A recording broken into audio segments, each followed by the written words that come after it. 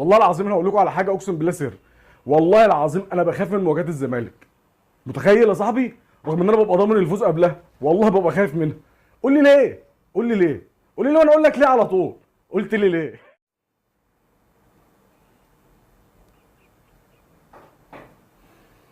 والله انا مش عايز اضحك، بس والله انا غصب عني. يعني النادي الاهلي طبعا بيفوز على نادي الزمالك في بطوله كاس مصر في الكره الطايره. فاللي هو عارف انت، انا النت عندي مهنج. كل ما اجي افتح مثلا فيس ولا حاجه، بص الاقي الاهلي بياخد بطوله من الزمالك. فيا يا جماعه مش كده، والله العظيم بجد. قلنا لكم يا جدعان، انتوا كار الكوره ده مش كاركو، كار الرياضه عموما مش كاركو. قلت لكم حولوا ادبي، او حاولوا تلعبوا لنا مثلا ملك وكتاب عشان تعرفوا تكسبهم. اي حاجه كده، اي رد فعل. يعني حتى الشوط الاول والله كان خلص 1-0 للزمالك، فانا نزلت بوست عندي على الاكونت. قمت قايل يا جماعه للاسف الزمالك كسب اول شوط. كده خلاص بقى مش هنعرف نكسبهم 3 صايمه. انا عارف ومتاكد ان احنا هنكسب ان شاء الله. النادي الاهلي طبعا بطل افريقيا في كره الطايره، قدر ان هو يحقق رباعيه. رباعيه السنه دي بسم الله ما شاء الله كده، ولا حول ولا قوه الا بالله. المهم بقى يا صاحبي، المهم يعني ان ايه. السنه دي الاهلي فايز ب 18 بطوله. ب 18 بطوله في جميع الالعاب. الزمالك بقى فاز بكام بطوله؟ اه يا صاحبي زي ما انت. ايوه. صفر. صفر. حرايب محمد هنيدي. مفيش ولا بطوله. مفيش ولا بطوله. لا والمشكله انه مش عايز نحفل. طب والله العظيم، طب هقول لك على حاجه والله. طب انت حط نفسك مكاني، والله العظيم بجد. انت حط نفسك مكاني كده، وتخيل ان الزمالك فايز ب 18 بطوله في جميع الالعاب، والاهلي ما فازش بولا بطوله. انت هتعمل ايه؟ قول لي والله العظيم، والله العظيم لا تقول لي في الكومنت يا اخي.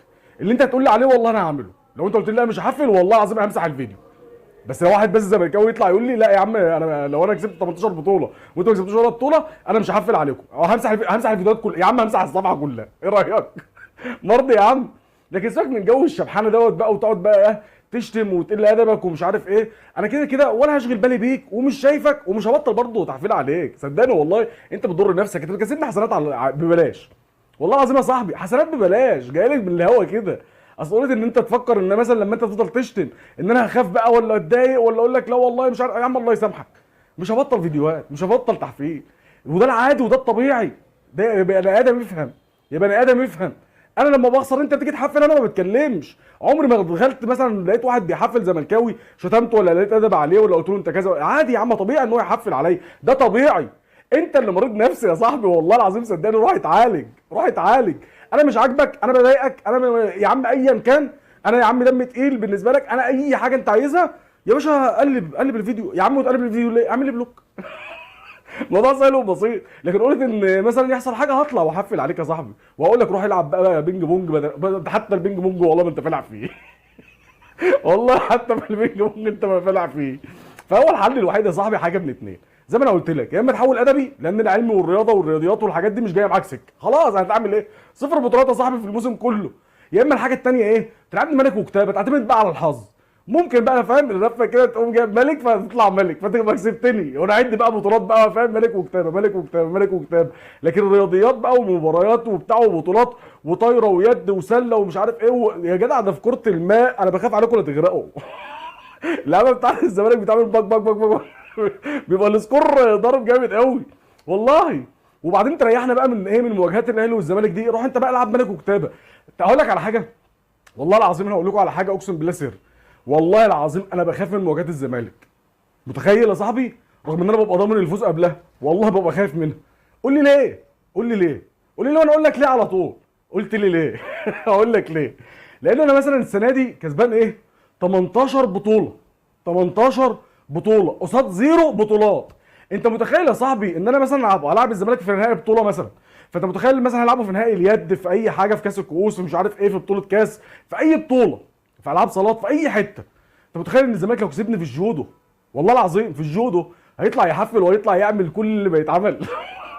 والله العظيم زي ما بقول لك، اسمع مني. هو يقعد بس يقول لك ايه اول ما هو يخسر؟ انت يا عم ما تحفلش، انت بتعمل فتنه، انت مش عارف فتنه ايه يا ابو فتنه انت. والله العظيم فتنه ايه؟ ده احنا طول عمرنا عايشين بنحفل على بعض وبنهزر مع بعض. عمري غلطت فيك ولا عمري غلطت فيك ولا عمري غلطت في ناديك ولا عمري غلطت في لاعب، ولا الحمد لله عمري غلطت في حد ولا هغلط في حد. طول عمرنا عايشين كده. لكن انت لما بتخسر بيبقى التحفيل ده فتنه، وياي انتوا بتعملوا تعصب. لكن انت لما تحفل يا خرابي بقى، والمشكله ان تحفيلك حتى والله بيبقى بقله ادب. احنا ما بنقلش ادبنا. تحفيلك انت بيبقى بقله ادب وعادي والله. بعمل نفسي مش شايفك عشان خاطر بقول حقه يا عم يحفل، هو مثلا انا خسران او انت كسبان واخد بطوله، فده الطبيعي عموما. اصلا والله العظيم يا صاحبي انت بتصعب عليا والله. يعني يوم ما ربنا نفخ في صورتك ووصلت النهائي الكونفدراليه وانت بتلعب دريمز مارك ديت يجوا يقفلوك في الاخر اليوم كده اهو. يعني ما يكملش ليك يوم يا صاحبي، ما يكملش ليك يوم وانت فرحان. انت بتصعب عليا خلي بالك، والله انا بحبك. انا مش عارف انت يعني انت متخيل ان انا ما بحبكش؟ والله العظيم بحبك وبتصعب عليا. انا عارف وحاسس بيك اقسم بالله. بس المهم ان صعدتوا النهائي الكونفدراليه صحيح، حظكم حلو والله العظيم، حظكم حلو. قول لي ليه برضه، قول لي ليه وانا هقول لك ليه. قلت لي ليه؟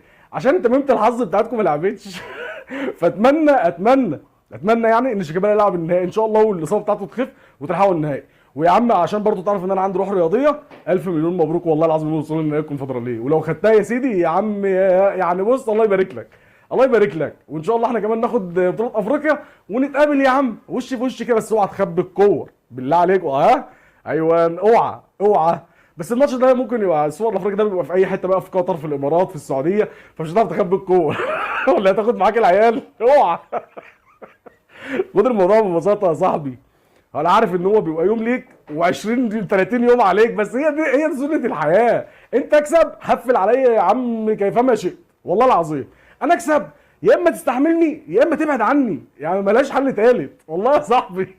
بس بجد كده اللي بيحصل ده كتير كتير قوي، اوفر قوي كتير. ايه يا عم 18 بطوله لصفر؟ ايه يا عم ده انا لو بلعب ابن اختي هيبقى يكسبني باي حاجه. هسيبه يصعب عليا اخليه يكسب اي حاجه عشان يعرف يتكلم وياخد ودي كده بشكل ودي. لكن انت يا صاحبي مفيش خالص كده، مفيش خالص، ولا في قدم ولا في يد ولا في سله ولا في طايره. جاي معاك بايه طيب؟